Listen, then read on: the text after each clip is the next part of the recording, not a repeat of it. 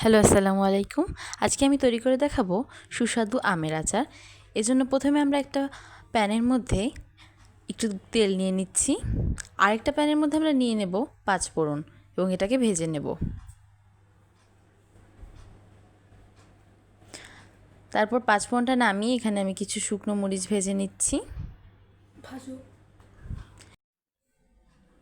এরপর আমি ওই তেলের মধ্যে আদা বাটা এবং রসুন বাটা দিয়ে দিচ্ছি। এটাকে সুন্দর করে মিক্স করে নেব এবং কষিয়ে নেব। তারপর এতে আমি দিয়ে দিয়েছি সরিষা বাটা এবং এটাকে সুন্দর করে মিক্সড করে নেব। এটা যখন কষা কষা হয়ে যাবে তখন আমি এর মধ্যে একটু জিরা গুঁড়া দিয়ে দেব।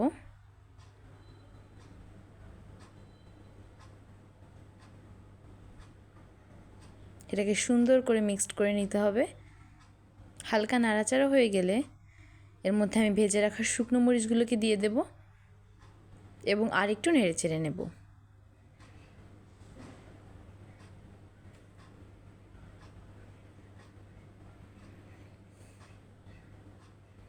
তারপর আমি এতে মরিচের গুঁড়া অ্যাড করে দিচ্ছি।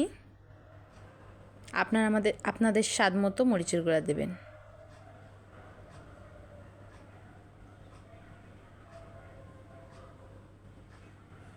এটাকে সুন্দর করে এবার আমি মিক্সড করে নিচ্ছি এবং কষিয়েও নেব।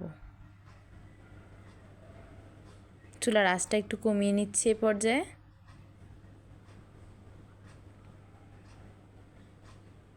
তারপর আমি এই আমগুলোকে এর মধ্যে ঢেলে দেব। আমগুলো ঢালা হয়ে গেলে এটাকে সুন্দর করে মিক্সড করতে হবে যাতে মশলাগুলো সব জায়গায় ভালোভাবে লাগে। এটা ধীরে ধীরে আলতোভাবে করতে হবে।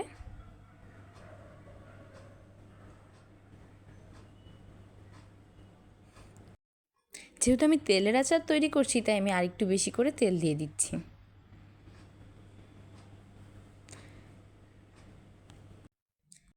এতে আমি 1.5 কাপ পরিমাণ চিনি অ্যাড করছি এবং সুন্দর করে এটাকে নেড়ে চেড়ে নেব।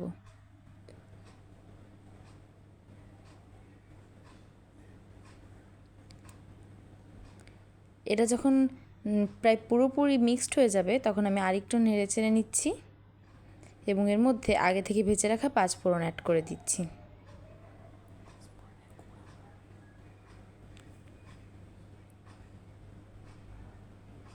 এবার আরেকটু সুন্দর করে মিক্সড করে নেব।